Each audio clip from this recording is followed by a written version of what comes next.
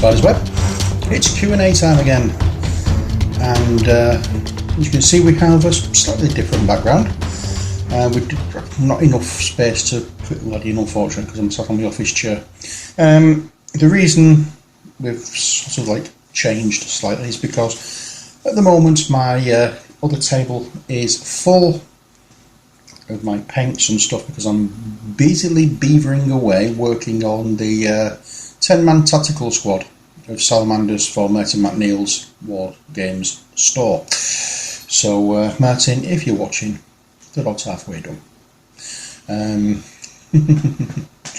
So it's Q&A day. It's Friday, Q&A day. We have some questions. We have, well, the majority of the questions actually aren't from Q&As. Have been posted under the Q&A in the comment section. Now they've been sent via email. One has been sent through the comment section, but the other two have been asked in other videos. And the reason I've included them in this is because I have answered them directly, but I think it might be an idea to actually share the answers that I give in case it helps anybody else. Okay, so let's start off with one from a video that I posted when I was making up some 3D terrain for Castle Ravenloft. A little bit of backstory about this. If you look back through my videos, you will see I tried to make some 3D terrain for Castle Ravenloft using foam core. It was a bit of a disaster, to be brutally honest, and since the videos have been finished recently, I discovered that they were all falling to pieces, so they've all been filed under the B1N filing cabinets kind of thing. So what I learned from those is, first of all, if I'm going to do walls, do the entire wall the same way as I did the individual wall things.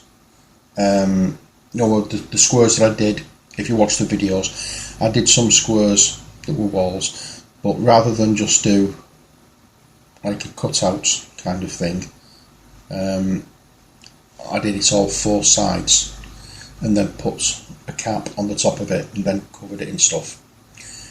I should have done that on all the walls, not just the individual ones. It would add a lot of strength to them and stop them falling to pieces. One thing I learned.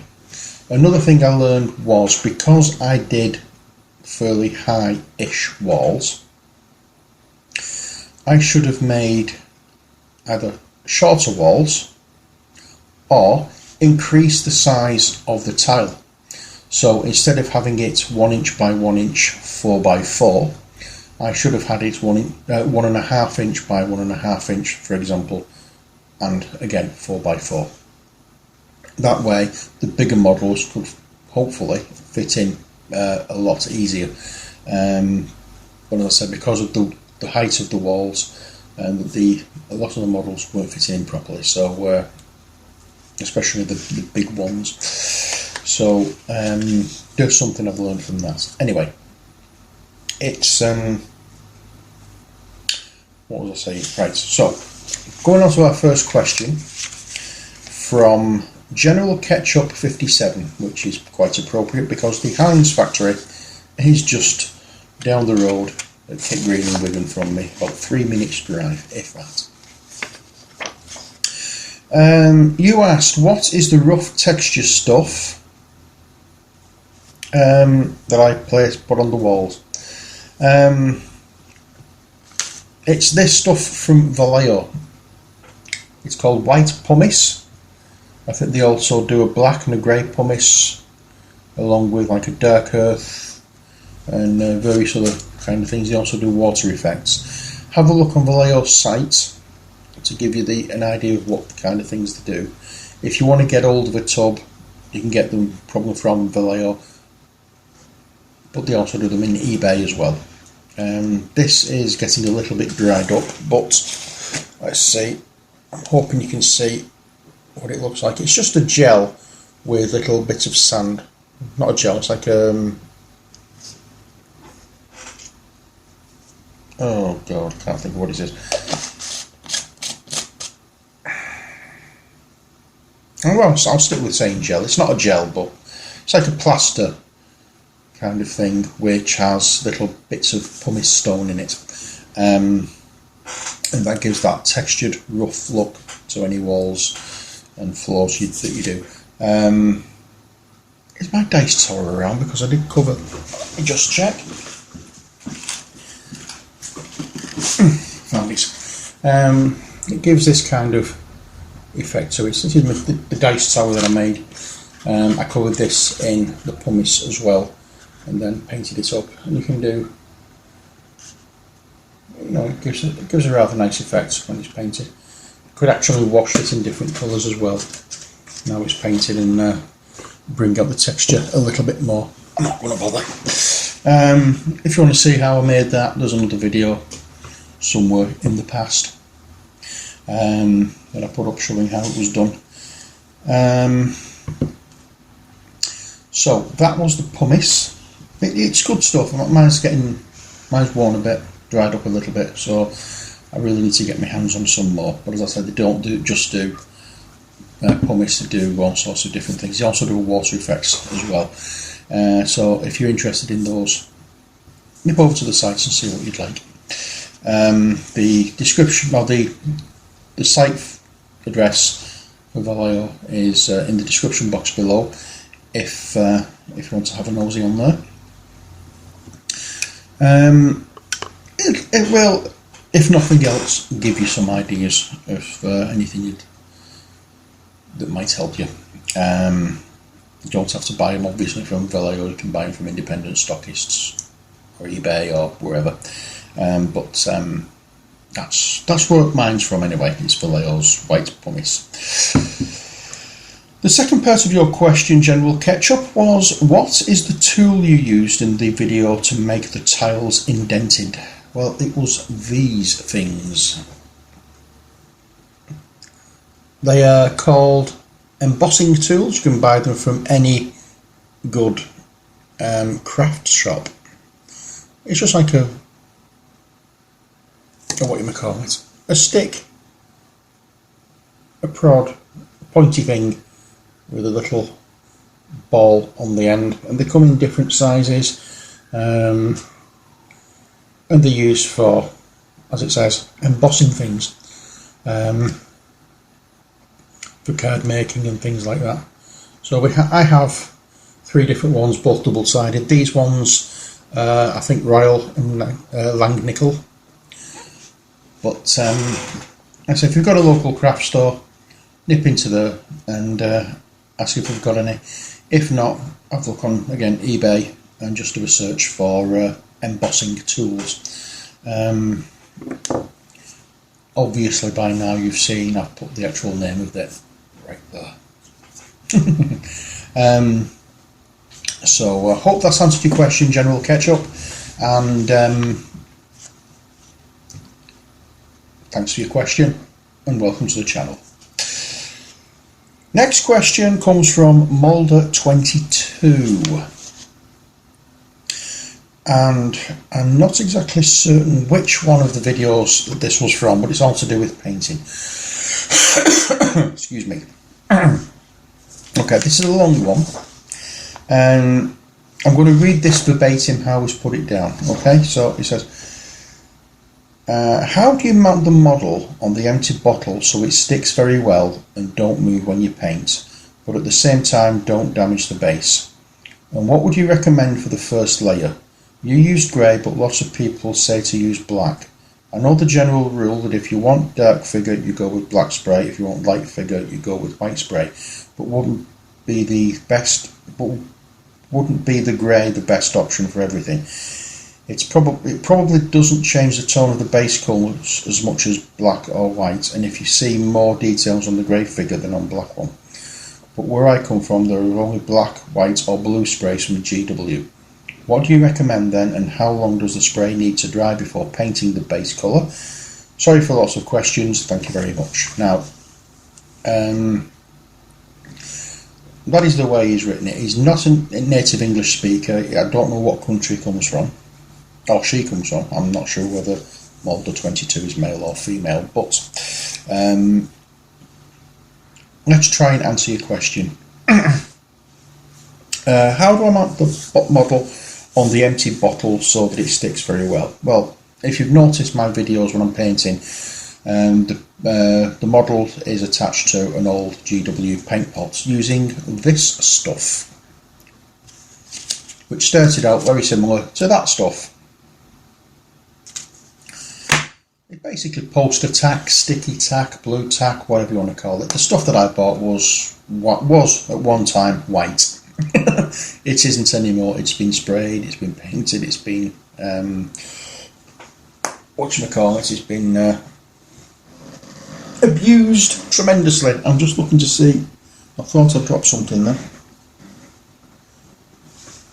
Oh well, it doesn't look as though I have. Anyway, so what we do is we rip a bit off, and if it's been standing for any length of time like mine has,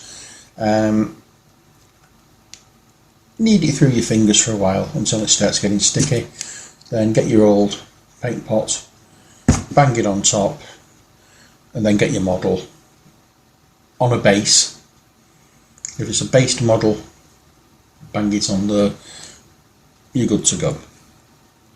If, however, the model that you're painting doesn't have a base, or it does have a base and you haven't put it on the base yet, and it's got a fairly wide-ish foot, what you could do is get a little pin vise, micro drill bits, drill into the foot of the model, or the feet of the model, depending on what your model is like, and then get an old wine cork or new wine cork, bit of cork and whatever, and get a metal rod, glue it into the hole that you've made into the model, and then stand it in a wine cork, like I've done with this Space Marine. Now I think this is one of your Space Marines. It's been primed, it's been base coated, it's ready for action. Well, it's ready for the top coats to go on. So there we are. Now this one, the way the model is, if you see underneath, I don't have much of a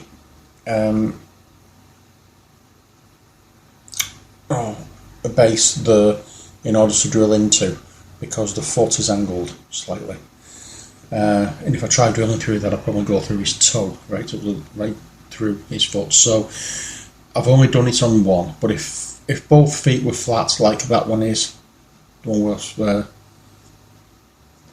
I've drilled into it, I will drill both and put both spikes through into the cork. That way it keeps it incredibly firm, because sometimes when you're painting and you're pressing onto something, if you press a little bit too hard, it can rotate when it's like that. But the trick is, don't press too hard.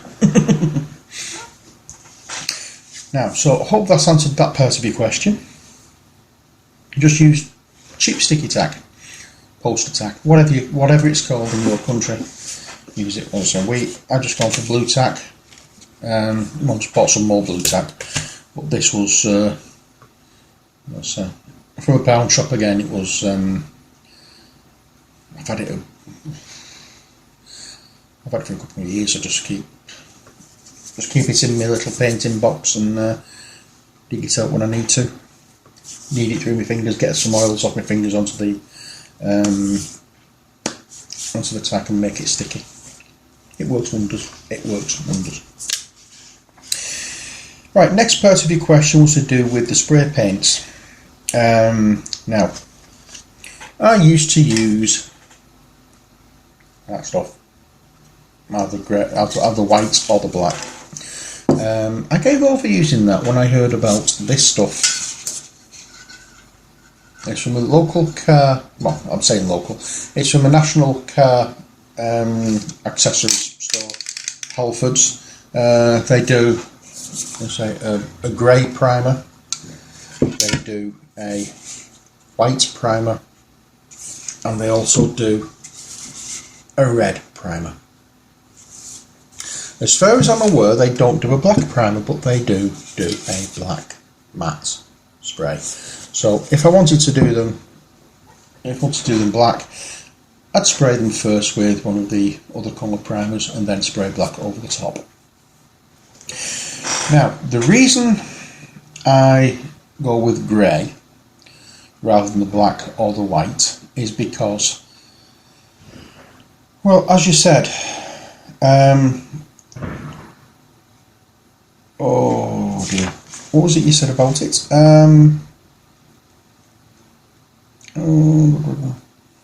Yeah, you actually mentioned it probably doesn't change the tone of the base colour as much as black or white, and you can see more details on a grey figure than on a black one. This is true.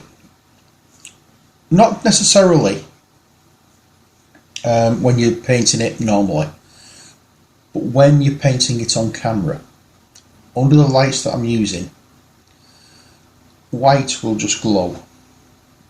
Everything, you just don't see any detail at all, it just looks a white mess. Black, exactly the same thing, you just see black, you don't see any other colour or any detail or anything, it's just black. Whereas grey, you see the light part, you see the dark. Well, that's through the camera viewfinder. So that is the reason I use grey more than anything else when I'm doing videos. I used to use black all the time, and I do like using black because I don't like my miniatures to look nice and bright, and I like them to look as though they've been through the walls, as it were. So I tend to use black more than white for primer, but as I say, Halfords doesn't do a black primer, so I have to go with either grey, white or red. White I use for, as you said, if I want something really bright and vivid colours, I would use white. Grey I use as a standard because that's easier for me to see through the camera. Red I use when the primary colour on a model is going to be red. For example, if you're painting Blood Angels, they're all red, so I'll paint them red. If you're doing anything from Corn, I would do exactly the same thing, spray them red.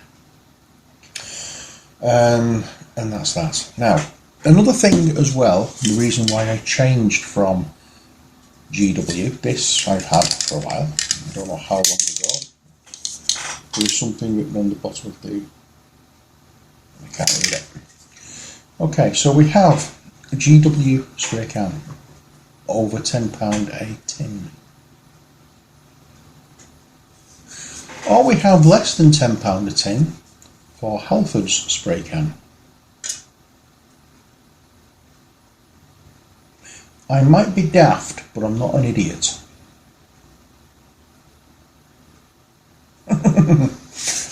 Just to give you a better idea, I'll take the lids off, because that might confuse matters.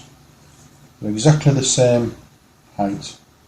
The base is exactly the same, so I'm not raising one. This is a much bigger tin. It lasts a lot longer. And I have found, especially with the white, that can be quite watery. That isn't. So I seem to get quite a good coverage from the white primer from Halfords. Now, I don't know what would be an equivalent where you live, Moulder, for Halfords. As I say, Halfords is a UK, I think it's just UK, car accessory shop. I don't know where you live, I don't know what shops you have around you or anything like that. If you're relying on GW, then to be honest, I would stick with GW. What you could do is get a black spray your model black, and then do right from the top of the model at a slight angle. Say you're doing this, you get your white spray and spray from there just a few short blasts, which will pick out some of the detail. That might be a way around it. Or have a look on eBay, have a look online. There are lots and lots of different companies that do paints for models. Army Painter apparently does a very good range of paints, all different kind of colours. It may be something that you might find useful. I've never used them, but I've heard that they are very good spray paints. I know Beast of War use the Halford stuff, so if they use it, it's alright for me. And I know they also use the Army Painter stuff as well. So hope that answers that question. As for the drying time for these paints, not long. They're all acrylic. When you're buying spray paints, make sure that they are all acrylic. If you're unsure, if you've got anybody who's around you who has the same hobby, ask for advice. I can advise from my perspective, but because you're in a different country, you'll have different shops, there'll be different products possibly over there where you live. I couldn't tell you what it is without knowing exactly. I couldn't really advise. Anybody who lives in the UK who does these kind of things, I would highly advise Halford's primers. And as I say, if there's other people who paint models and that, ask what they use. If they just stick with the GW, then fine and dandy.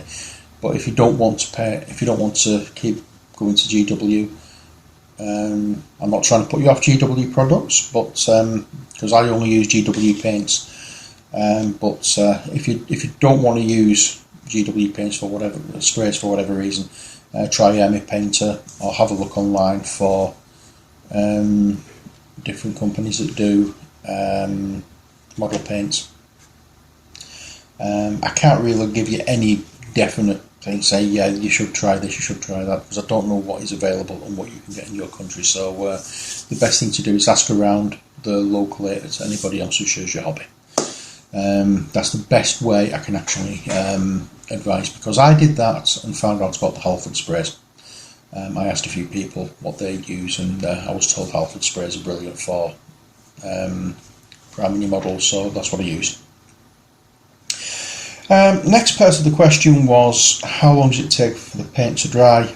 They're acrylic, they don't take long at all, 15 minutes tops. Saying that though, depends on the weather conditions and the temperature. Sometimes it can take a little bit longer, sometimes it can take a lot less. On average, I would say 15 minutes and check it. It should be dry by then. If it isn't dry by then, you need to put the heating on.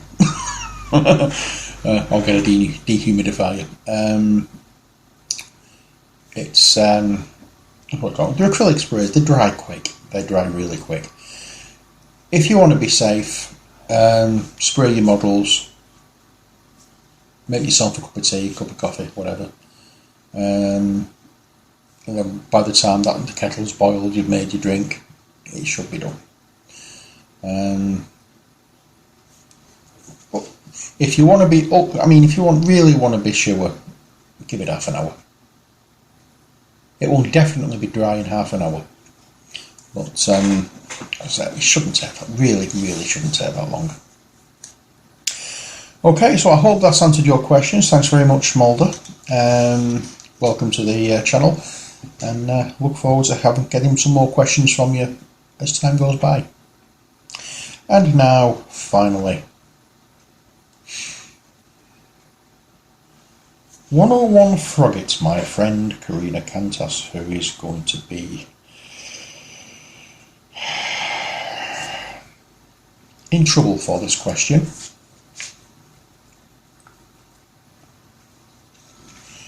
Right, so I'm going to read this, her words, not mine. Hand on heart, I can honestly say I hate Doctor Who. I have tried, I really have, but it's bad acting, bad scripts, even worse special effects and costumes. So now that I've trashed your favourite show, my question is, why do you love Doctor Who so much?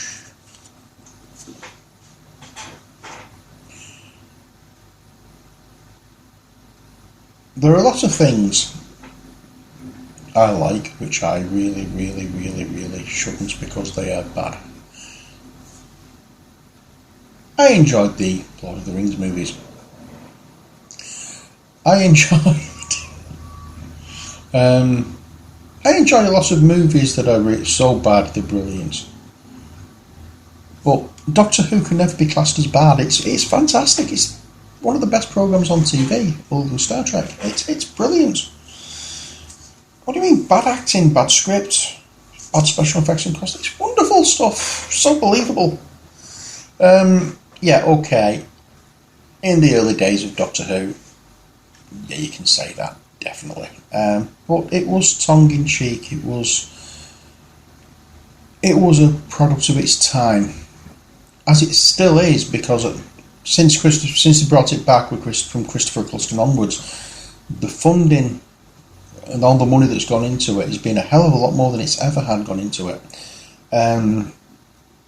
The scripts, the acting, everything about it has improved, except for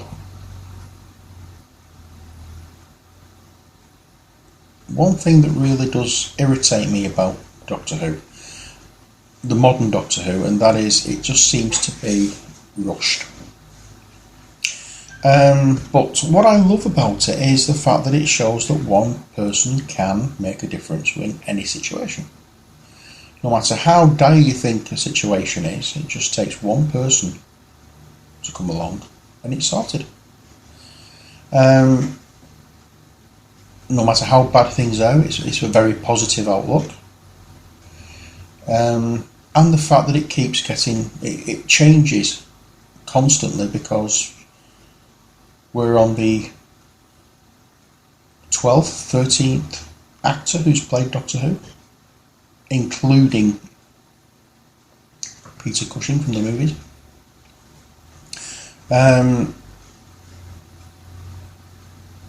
mean, from when William Hartnell was the first Doctor to late in the 80s when it stopped, they weren't putting money in it. It was done on a very shoestring budget, which is why you've got the, as you say, bad acting, bad script, bad special effects and costumes. There's no money there. It was just made on, it was made on a shoestring budget. But because one series would be one story over 4 or 5 episodes or whatever, it kept you drawn in. I started watching Doctor Who when it was John Pertwee. I was 4 or 5. Shows you how long I've loved Doctor Who. It's something I've grown up with. It's something I fell in love with when I was a programme that I loved from when I was a kid. The same with the original series of Star Trek. Both my favourite TV series. I said it's something I used to look forward to Saturday evenings when I was a kid for Doctor Who. Wasn't interested in Blake 7, Doctor Who. It's the theme tune. When that starts off, you're going to be in for a good story. That's what I said. It's not necessarily about the acting. It's not necessarily about the script. It's not necessarily about the special effects or anything else. It's the story. At that time, okay, yes, as I've said, it wasn't the best quality, but the stories were great. Madman in a blue box flying backwards and forwards through time. What more can you want? It's just something I have enjoyed from being a child onwards. And Karina, you know me, I'm still a big kid.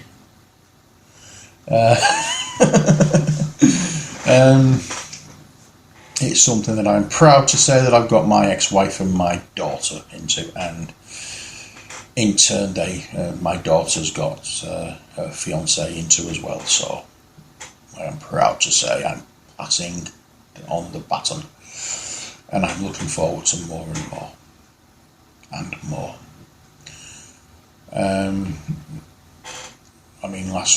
I'm looking forward to the rest of this series. If last week's episode is anything to go by, right from the start I was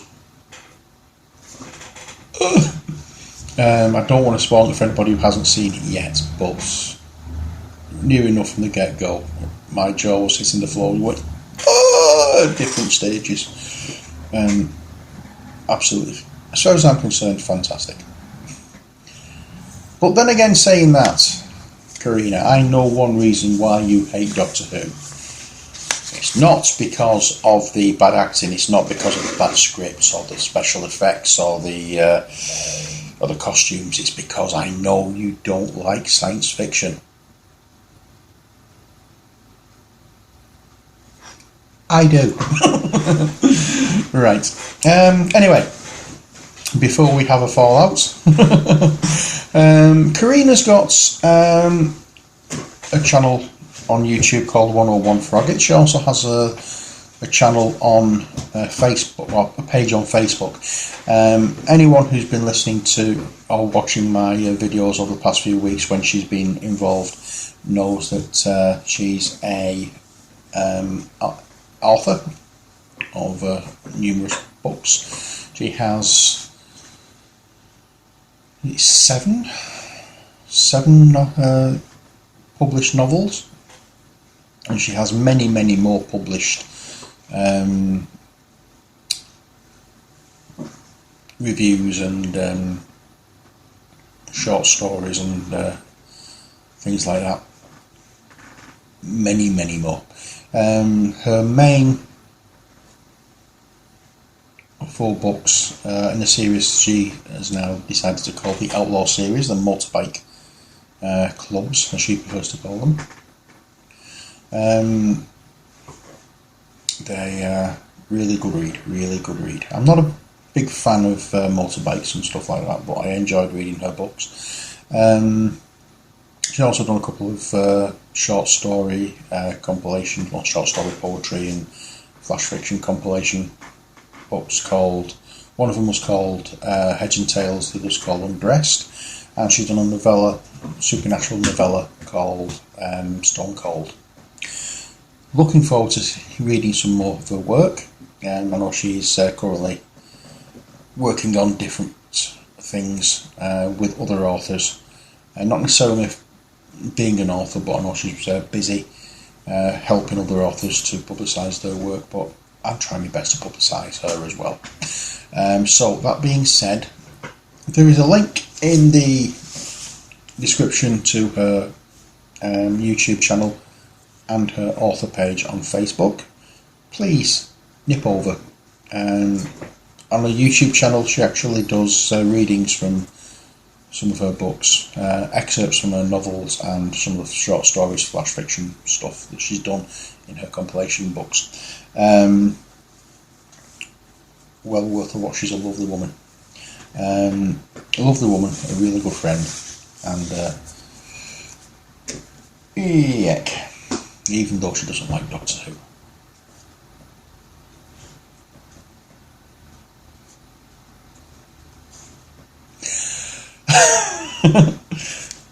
Nobody's perfect. Just because you don't like Doctor Who doesn't mean to say we can't be friends. Anyway, so that's a bit of a publicity for Karina, and that's the Q&A session over with for today. So remember, if you're in the UK, you do models, Halford spray paints, wonderful stuff. If you're painting models and you don't have a base on them and you want to secure them down, drill them in the foot. Stick a little metal rod in them, pop them into a cork. or use bits of sticky tack, blue tack, whatever, if they're on a base, and pop them on an old paint pot or something that you can hold. Save getting your fingers all over the painted figures. And that is about it. Don't forget the Lego stuff, absolutely wonderful stuff to use for texturing bases and whatnot. And that's about it, as I say. So, hey, how long have I been rattling on for? I've been going for a while. Good Lord.